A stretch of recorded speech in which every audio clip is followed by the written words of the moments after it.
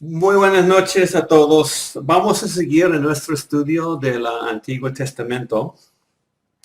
Ya estamos en los libros de Esdras, Esther y Nehemías.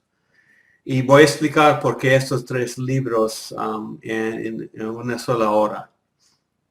Pero quisiera comenzar con unos versículos de Nehemías en capítulo 9. Es una oración de la gente de Dios en Nehemías. Dice Nehemías 9, 5 a 8. Dice, entonces los levitas, Jesúa, y hay varios nombres que son difíciles de pronunciar, dijeron, levántense, bendigan al Señor su Dios por siempre y para siempre.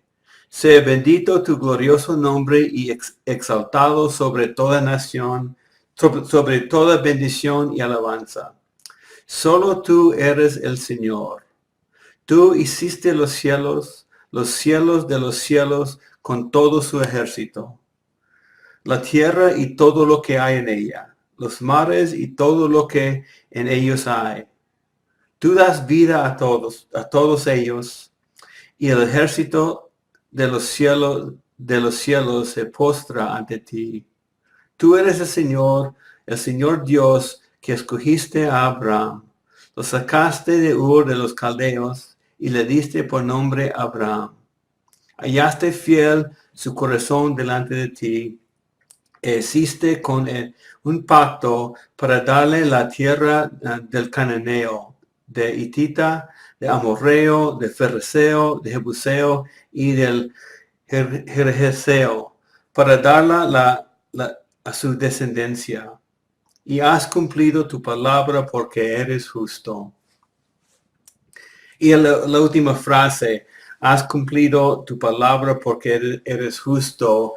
Vamos a ver más evidencia de eso mismo en esta noche. Comenzamos con Esdras. Y Esdras, Nehemías también son libros de restauración. Y vamos a ver que es un proceso, la renovación o restauración. Ahí vemos un carro de 1955, uno que quisiera tener yo. Pero alguien tenía que trabajar fuertemente para restaurar este carro, para ponerlo en las condiciones originales. Así debe ser este carro. Pero esta noche no estamos hablando de un carro ni cosas. Estamos hablando de la restauración de Israel. Entonces, vamos a ver que fue un proceso. Si recuerdan de la semana pasada, hablamos del exilio de Israel y de Judá. Recuerdan que la monarquía o la nación de Israel fue unida bajo Salomón y con sus hijos fue dividido. 10 tribus fueron al norte y formaron el reino del norte que se llamaba Israel. Y 2 tribus, Judá y Benjamín, quedaron en el sur y formaron la nación o reino del sur que se llama Judá. Y los reyes y la gente se apartó de Dios y Dios los castigó con 70 años en Babilonia. Y ve en la pantalla, dice 70 años y el regreso del cautiverio después de los 70 años. Y eso es de Judá. Y ve más arriba en la pantalla Israel, que fueron llevados a Siria, pero no habla de un regreso, de un viaje para regresar a su tierra, porque no hubo. No, las tribus del norte no se mantuvieron puros. Fueron llevados a Siria, mandó gente de su nación y fueron mezclados, y esas tribus no quedaron como judíos puros. Y los 2 tribus que fueron a Babilonia sí mantuvieron su identidad y regresaron después de 70 años. Desde Esdras, que regresó con un grupo que vamos a hablar de esta noche. Datos del libro. Esdras es el autor como por el uso de primera persona, que yo hice esto y después hice esto, el otro. fecha que fue escrito 444 y 430 años antes de Cristo. Hay dos partes del libro de Esdras. El primer viaje, vamos a verlo más tardecito, y el segundo viaje que se encuentra en el libro. El escenario está bajo la profecía de Jeremías. Jeremías profetizó que Judá iba a estar fuera de Israel por 70 años. Y esta época comienza con Ciro, el rey pagano, promulgó un decreto para mandar a Judá otra vez a su tierra en Israel. Y en el año 537, un grupo regresó después de los 70 años. Entonces, aquí en la pantalla tenemos 3 viajes, 3 regresos, 3 partes del proceso de la restauración de Israel. El primer viaje fue hecho por Sespasar con un grupo de personas con un propósito de reconstruir el templo. Y vamos a ver también otros 2 viajes por Esdras y Nehemías esta noche. Entonces, los primeros capítulos del libro de Esdras comienza con un hombre que se llama Sespasar. Y es el primer grupo que regresó de Judá y Benjamín, de esos 2 tribus del sur.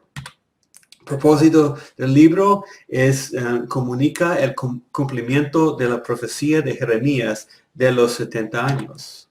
Tema, encontramos aquí la fidelidad de nuestro Dios. Hizo una promesa a Abraham y la está cumpliendo todavía, pero por el pecado de su gente tenía que castigarlos, pero se mantiene fiel a la promesa y los devuelve a la tierra de Israel por la promesa que dio a Abraham y a David también. Entonces, estaban en Babilonia, regresaron a Jerusalén. Fue un viaje de varios meses en esa época, no había aviones ni carros, y llevaron miles de personas en el primer viaje y regresaron a Jerusalén. Entonces, aquí está una cita del rey de Persia, fue Persia en esos años, que fue encontrado en la arqueología, pero quisiera leer lo que la Biblia dice en cuanto a eso. A ver, disculpe, me perdí. Aquí está. Esdras 1:1 hasta 1:3 dice, en el primer año de Ciro, rey de Persia, aquí dice Persia, hablé de Babilonia, es el mismo lugar, porque había una nación Babilonia que fue conquistado por Persia y ahora es el rey de Persia. Y eso fue durante los 70 años cuando Judá estaba en ese país. 1:1 de Esdras, del primer año de Ciro, rey de Persia, para que se cumpliera la palabra del Señor por boca de Jeremías. El Señor movió el espíritu de Ciro, rey de Persia, y este hizo proclamar por todo su reino y también por escrito. Así dice Ciro, el rey de Persia, el Señor, el Dios de los cielos, me ha dado todos los reinos de la tierra. Era un rey poderoso, y él me ha designado para que le edifique una casa en Jerusalén que está en Judá. El que entre todos ustedes pertenezcan a su... El que entre ustedes, todos ustedes pertenezcan a su pueblo, sea su Dios con él, que suba a Jerusalén y que está en Judá, y edifique la casa del Señor, Dios de Israel. Él es el Dios que está en Jerusalén. Eso fue el decreto de Ciro, un rey de una nación pagana. Entonces vemos ahí a la soberanía de nuestro Dios obrando según la profecía de su siervo Jeremías, también obrando en el rey de otra nación fuera de Israel. y está cumpliendo exactamente lo que dijo de los 70 años de castigo de su nación. Entonces, encontramos ahí que un hombre, Sespasar, salió de Persia, regresando a Jerusalén con muchísimas personas. Y en el capítulo 2 encontramos otro líder con el nombre Zorobabel.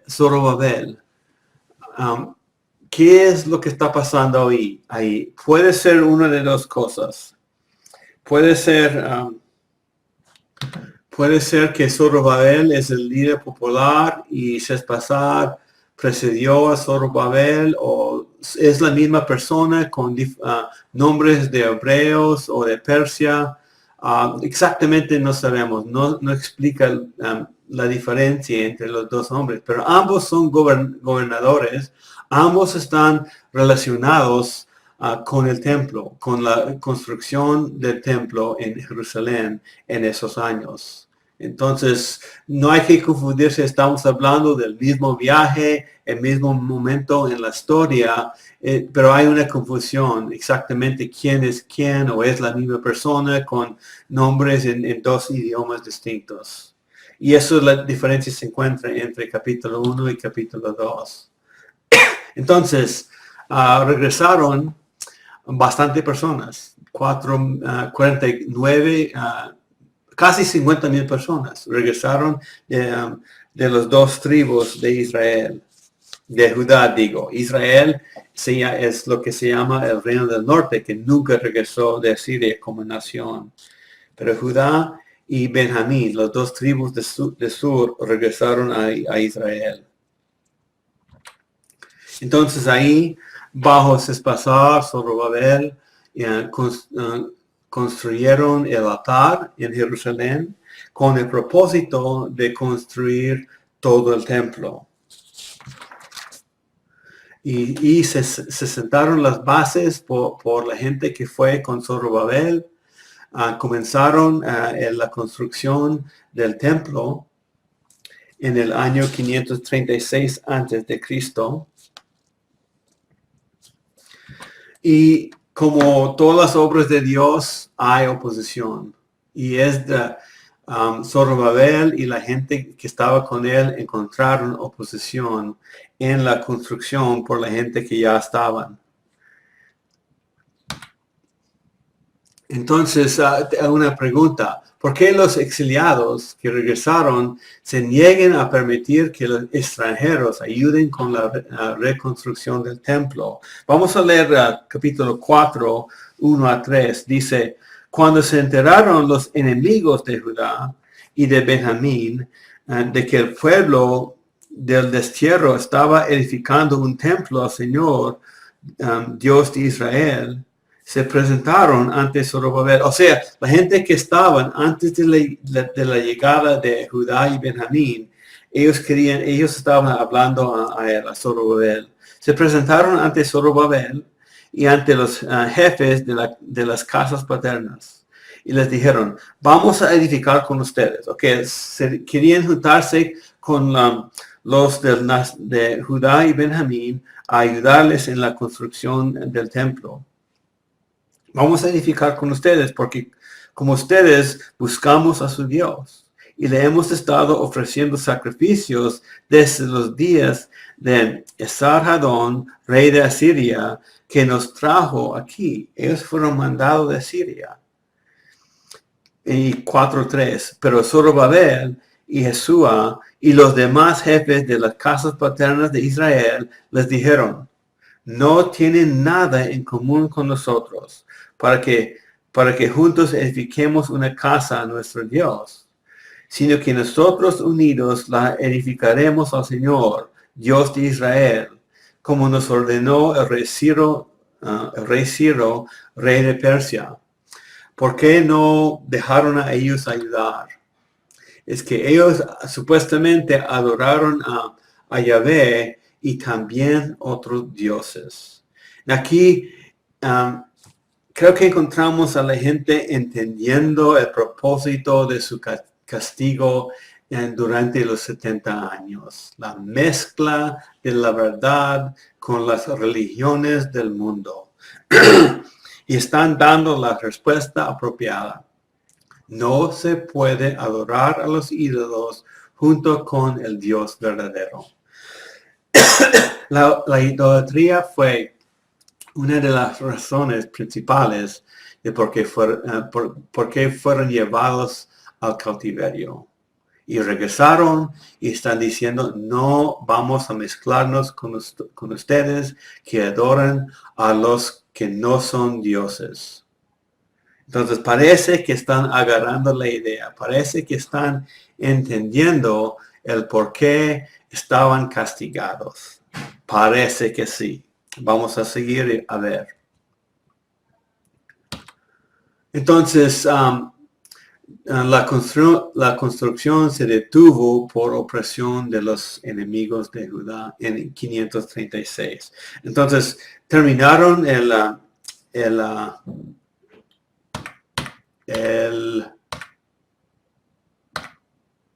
altar, disculpe.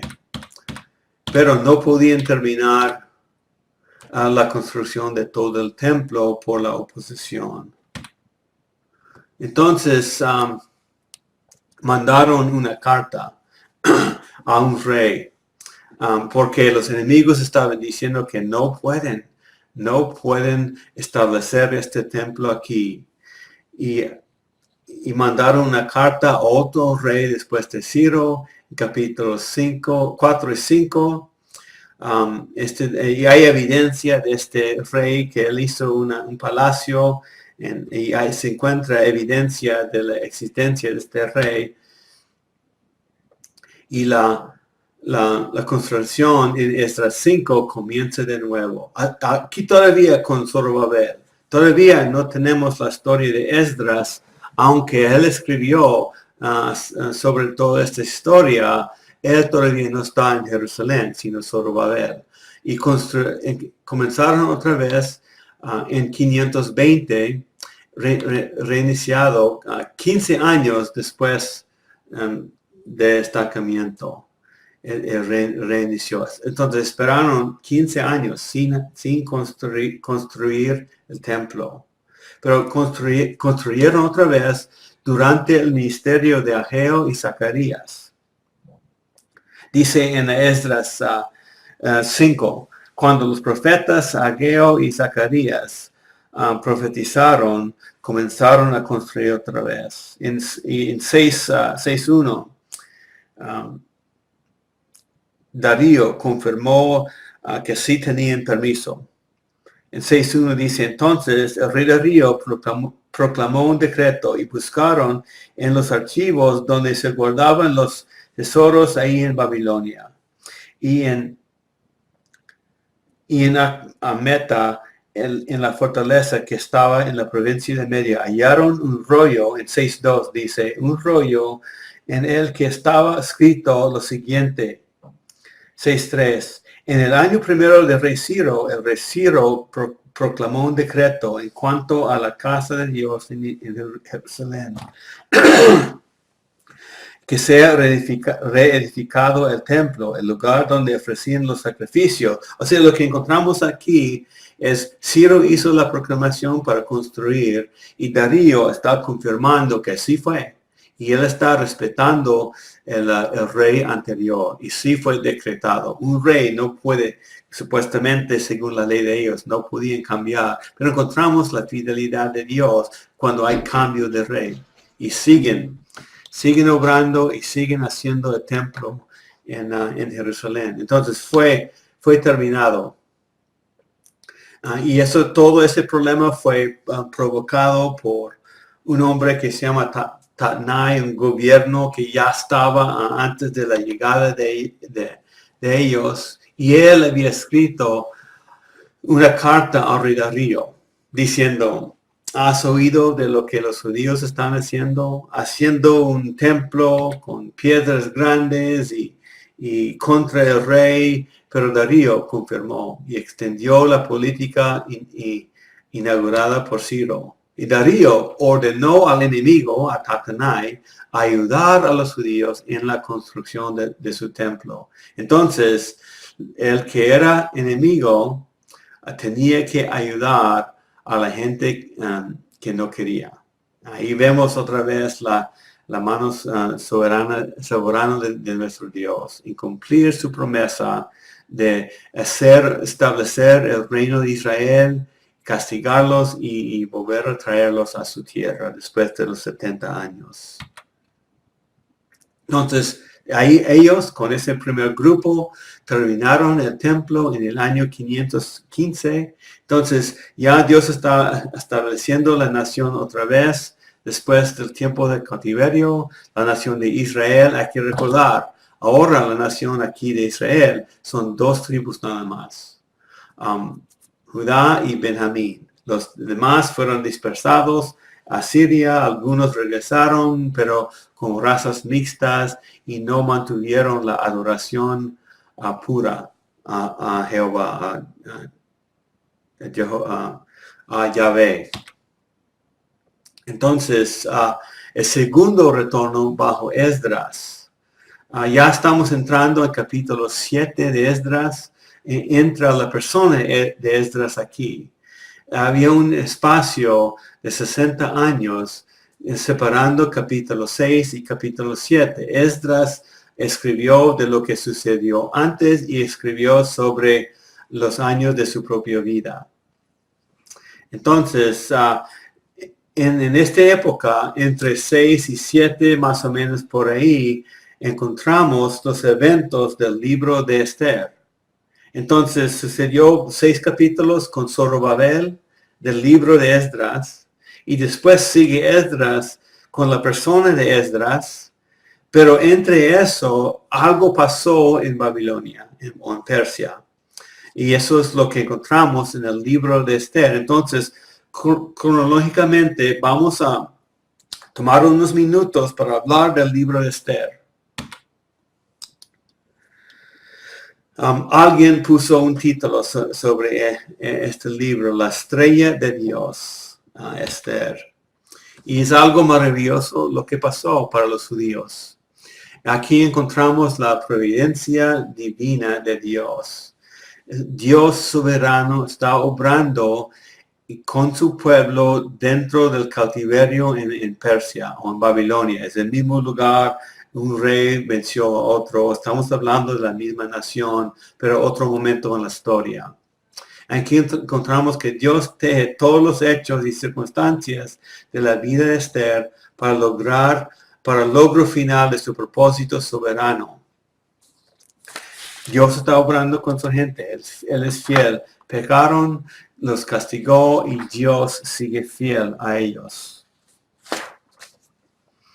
Entonces, en este libro encontramos la relación de Esther mientras vivía en cautiverio en Babilonia, después en Persia. Encontramos la vida de una judía y hay 4 actores principales en este libro. El rey de Persia, otro judío, Mardoqueo y Esther. Eran parientes de la misma familia. Mardoqueo cuidó a Esther en su vida mientras crecía. Y también encontramos a otro hombre que es de allá, propio de allá, o sea, no es de Israel, se llama Amán y realmente es el enemigo de los judíos. Entonces el rey, Mardoqueo, Esther, Amán, los actores principales en el libro. Y encontramos aquí la soberanía de Dios mientras la gente está viviendo en otra nación. Y encontramos el principio que se encuentra en Efesios 1:11. Él obra todas las cosas conforme al consejo de su voluntad. Y eso es un principio que nosotros cristianos necesitamos recordar. Fácil de olvidarlo, pero es muy práctico para nuestra vida y bastante importante. No podemos encontrar circunstancias donde Dios no está obrando en nuestra vida. Ese principio fue la verdad hace miles de años atrás y es verdad hoy en día. Y aquí encontramos la voluntad humana y la voluntad de Dios, y nosotros debemos tener cuidado en mantener ese equilibrio. Encontramos en la Biblia que Dios es soberano y cumple su voluntad, y también las personas son responsables por sus decisiones. Porque aquí encontramos que un enemigo de Israel toma decisiones para tratar de matar a toda la nación, pero a la vez hacemos la pregunta, pero la voluntad soberana de Dios, Él estaba obrando, entonces ese hombre no tiene la culpa, pues Dios lo mantiene responsable. Entonces hay un equilibrio que nos toca mantener. Dios es soberano, pero nosotros tenemos responsabilidad personal, y Dios nos recompensa o nos castiga según nuestras decisiones. Y hay que recordar, sobre todo Dios es absolutamente soberano. Nos deja obedecer, nos dirige a obedecer y nos deja desobedecer, pero hay consecuencias. Y todo eso está dentro del plan soberano de nuestro Dios. Y eso demuestra este principio. La soberanía de Dios no anula la responsabilidad individual. Sin duda se encuentran los dos en la palabra. Se encuentra los dos en todo lo que Dios está haciendo en el mundo y en nuestra vida. Entonces, el libro de Esther. El autor Josefo consideró que Mardoqueo fue autor del libro, porque el autor no se menciona en el mismo libro. Y quisiera leer algo de esta mujer, judea. En Esther 2:17 dice, el rey amó a Esther más que a todas las otras mujeres, y ella halló gracia y bondad con él más que todas las demás vírgenes. Y así que él puso la corona real sobre su cabeza y la hizo reina en el lugar de Vasti. Ella fue puesto en su lugar, y el rey sacó a otra mujer que no le agradó, no obedeció al rey. Entonces puso a Esther, una judía, creció en cautiverio en otra nación, pero encontramos la mano de Dios cuidando a ella y levantando a ella para cierto propósito. Fecha, compilado entre 450 y 350. No tenemos la fecha en el libro. El escenario es Asuero asociado con Jerjes, dos reyes en Persia. Los eventos se encajan entre Esdras 6 y Esdras 7 y tuvieron lugar en Susa, una ciudad principal de Persia. El propósito de la carta se comunica el origen de la fiesta de Purim. Los judíos hoy en día todavía celebran la fiesta de Purim basado en lo que pasó con Esther, cuando Dios por ella, por Mardoqueo, salvaron la vida de todos los judíos en la nación de su cautiverio. Todavía celebran Purim. Es una fiesta de grande y de alegría para los judíos hoy en día. Tema de la carta, la providencia de Dios. Interesante que el libro no menciona a Dios. En todo el libro no menciona. Menciona en la nación de Israel, a los judíos, su cultura, su nacionalidad, pero el libro no menciona a Dios. ¿Qué implica eso? Implica que Dios todavía está trabajando, aun si su presencia no se reconoce. Él todavía está obrando. Y puede ser porque fue prohibido hablar tanto del Dios de Israel mientras estaba en otra nación. La razón no sé, no conozco de todas esas razones, pero vemos la mano de Dios todavía cuidando a su gente. Y es algo curioso, el único libro en la Biblia que Dios no está mencionado, pero la salvación de Dios sí se ve con mucha claridad. Grandes lecciones teológicas que se observan. Lo que sucedió en esta historia es que el enemigo quería matar a todo el pueblo de Israel ahí en Persia, en la ciudad de Susa y en la nación. Y Esther se levantó hablando con el rey para salvar a la gente de Israel. Fue amada por el rey de Ciro, Esther, y Mardoqueo estaba dando consejo a ella. Y es ahí en capítulo 4 donde encontramos las palabras famosas de Mardoqueo. En Esther capítulo 4, voy a leerlo, 14. Ella tenía que presentarse delante del rey para pedirle el favor, para convencerlo a no matar a la gente de su gente de Israel y para quitar la amenaza de ese enemigo que fue el segundo lugar del rey. Un ayudante del rey, Amán, quería matarlos y ella quería rogar al rey para que no los matara. Dice en 4:4, Mardoqueo está hablando a Esther, porque si permaneces callada en este tiempo, alivio y liberación vendrá de otro lugar para los judíos. Pero tú, Mardoqueo hablando a Esther, pero tú y la casa de tu padre perecerán. Y quién sabe si para una ocasión como esta, tú habrás llegado a ser reina. Fue reina, escogido por el rey, fue puesto en ese lugar. Y Esther les dijo que respondieran a Mardoqueo. Ve, reúne a todos los judíos que se encuentran en Susa y ayunen por mí. Porque fue un peligro llevar esa petición al rey.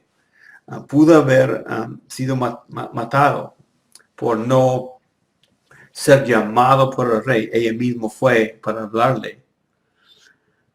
Y ve y reúne a todos los judíos que se encuentran en Susa y ayunan por mí. No coman ni beban por 3 días, ni de 3 días, ni de noche, ni de día. También yo y mis doncellas ayunaremos. Y así iré al rey, lo cual no es conforme a la ley. Y si perezco, perezco. Ella iba a hacer algo peligroso, pero rogar por su nación, por su gente. Y eso es la héroe de Esther. Y el rey la escuchó y salvó a su gente. Y ilustra la providencia de Dios en la preservación de su pueblo y la fidelidad de Dios al pacto con Abraham. Dios hizo una promesa y sigue cumpliendo su promesa. Y eso sucedió mientras estaba en el cautiverio.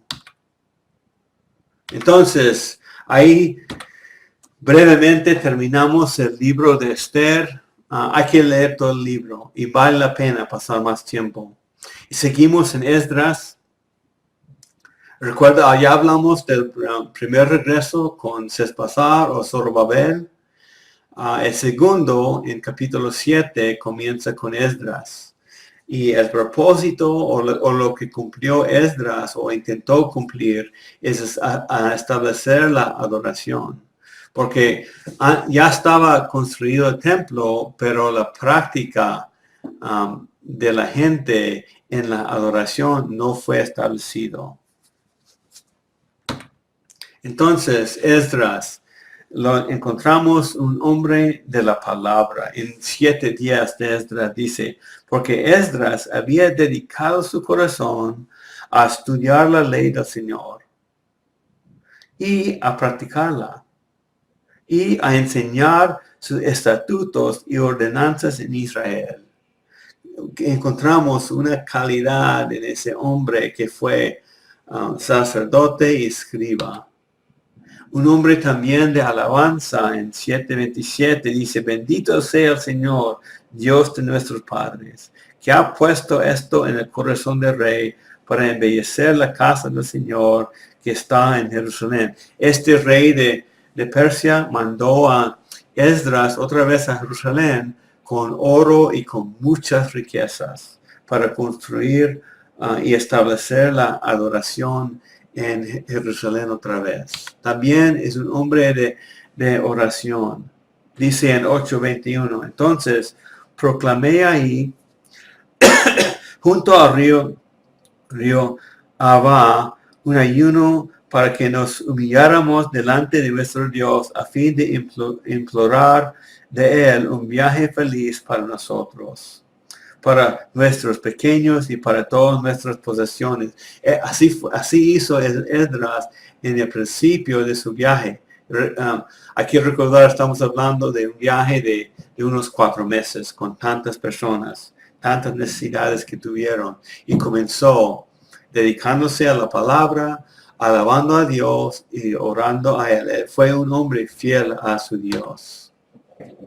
Entonces, encontramos una proclamación otra vez del rey, un rey pagano, y encontramos otra vez la mano soberana de nuestro Dios. Proveyó a Esdras una carta autorizando su trabajo en Israel, en Jerusalén. Regresó como secretario de Estado para asuntos religiosos de los judíos, o sea, un puesto bajo la autoridad de este rey. Regresó Esdras con poder, con autoridad, regresó a Jerusalén. Regresó en el 458 antes de Cristo, un viaje largo por un desierto. Y no fue nada fácil ese viaje, pero regresó y quería regresar según la profecía de Jeremías. Regresó después del periodo de los 70 años. Regresó a Jerusalén para hacer su obra.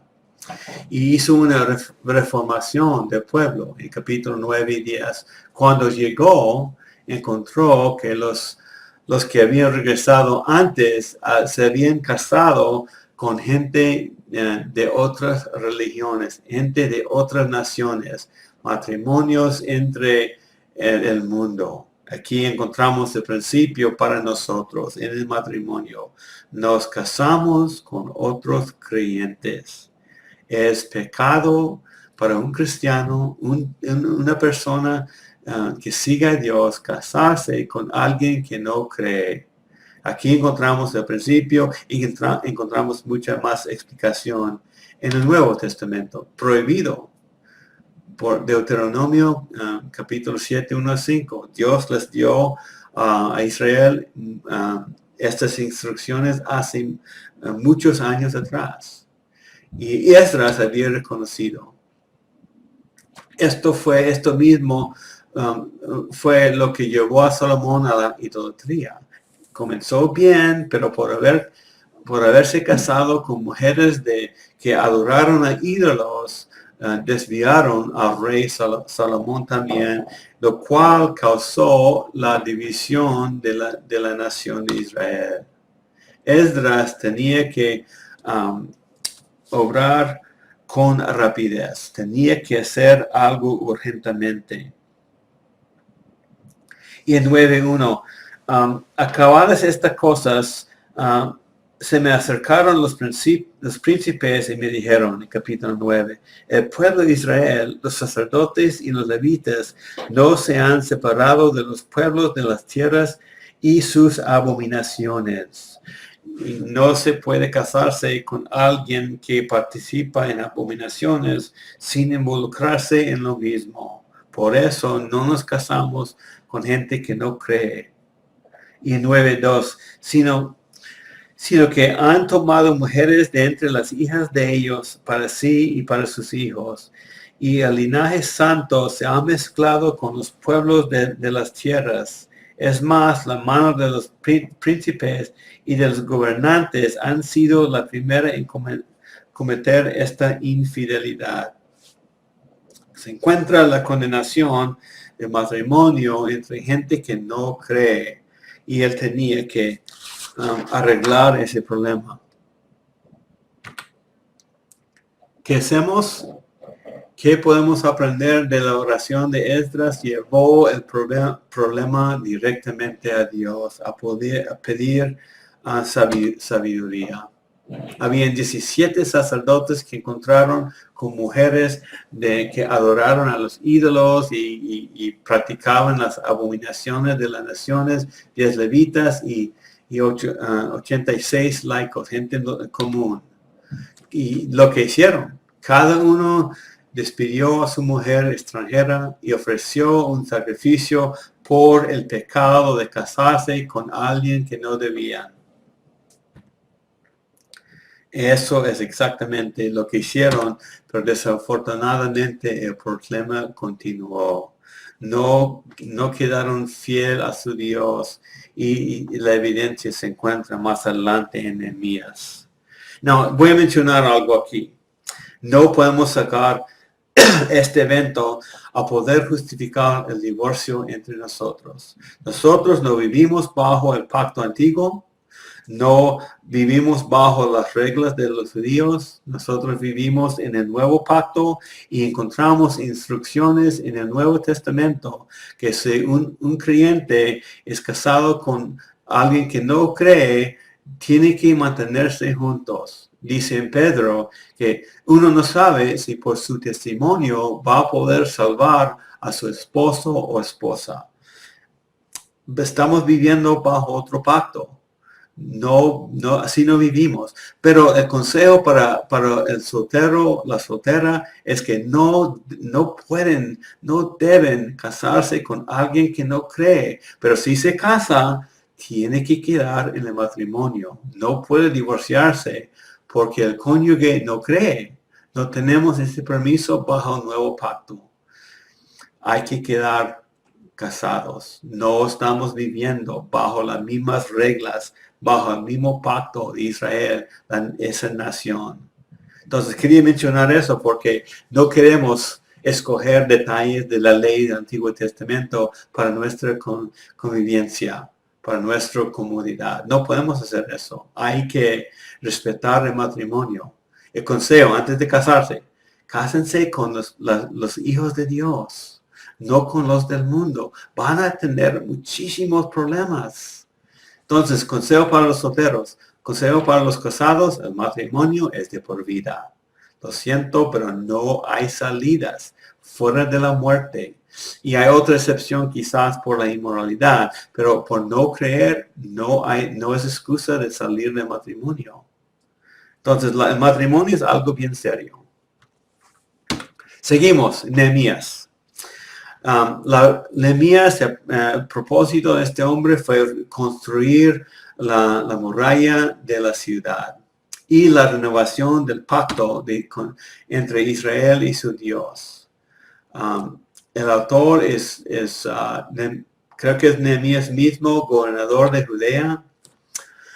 Escrito alrededor de 430 a 425 antes de Cristo. El tercer viaje fue de Nehemías, 444 más o menos, de Babilonia o Persia hasta Jerusalén.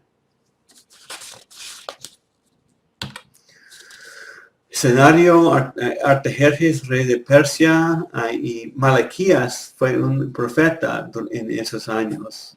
Profetizó la reforma religiosa.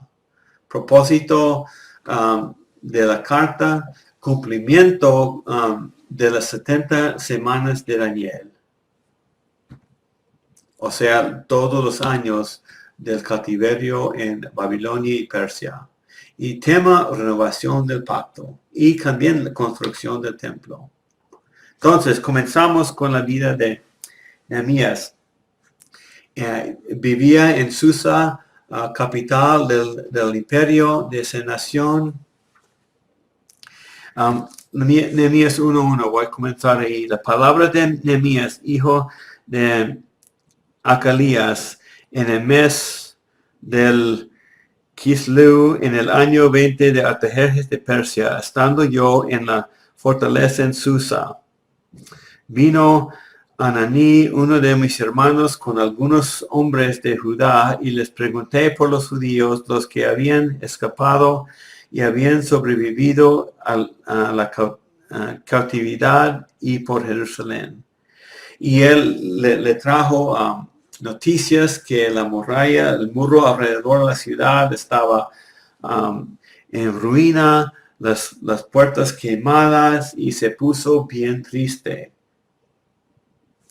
Y al final del capítulo 1, Nehemías hizo una oración. Te ruego, Señor, 1:11, que tu oído esté atento ahora a la oración de tu siervo y a la oración de sus siervos que se deleiten en reverenciar tu nombre. Haz prosperar hoy a tu siervo y concédele favor delante de este hombre. Dice, yo era entonces copero del rey. El plan de Nehemías fue hablar con el rey que estaba en Susa, y él tenía un lugar de copero con el rey.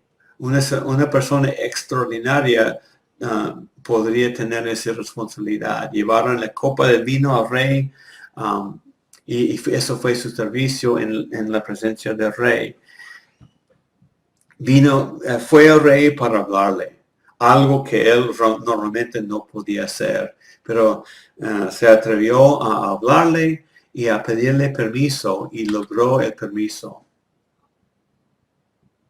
Y ahí otra vez vemos la mano soberana de Dios en la vida de Nehemías. Y hay una pregunta: ¿de qué manera has visto la soberanía de Dios en tu vida, en la preparación para el liderazgo cristiano? Aquí no estamos hablando necesariamente de puestos ni títulos. Para el liderazgo cristiano, me gusta usar el significado del liderazgo como influencia, para preparación para influir a otras personas sobre la persona de Jesucristo. ¿Puedo influir yo a otras personas sobre las cualidades de Jesús para dirigirlos, llevarlos a Cristo? Eso es un tipo de liderazgo. Nehemías también era un hombre de oración. No podemos participar en el proceso de ser discípulo, de ser o hacer líderes o discípulos sin oración.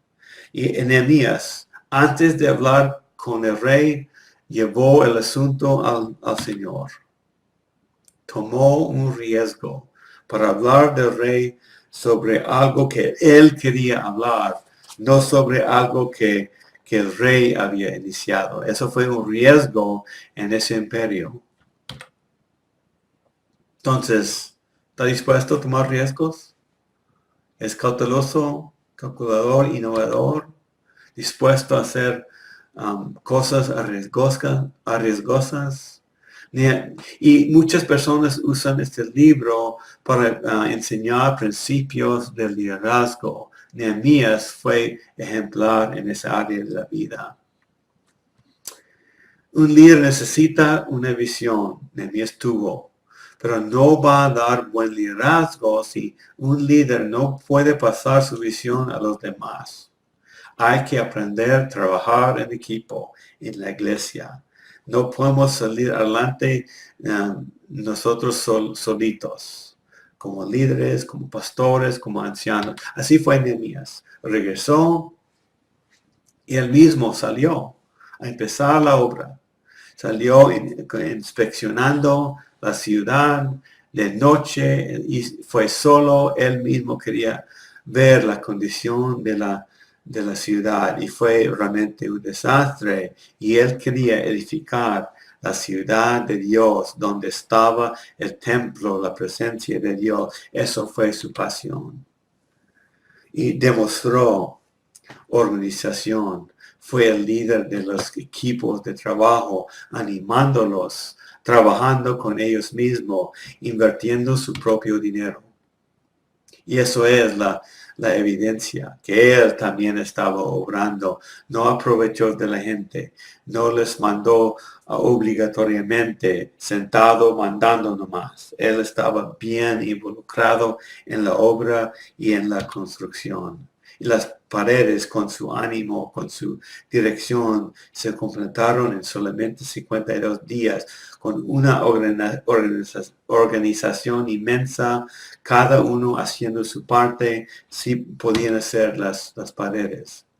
Esdras, Nehemías, estaban ahí juntos y trabajaron juntos. En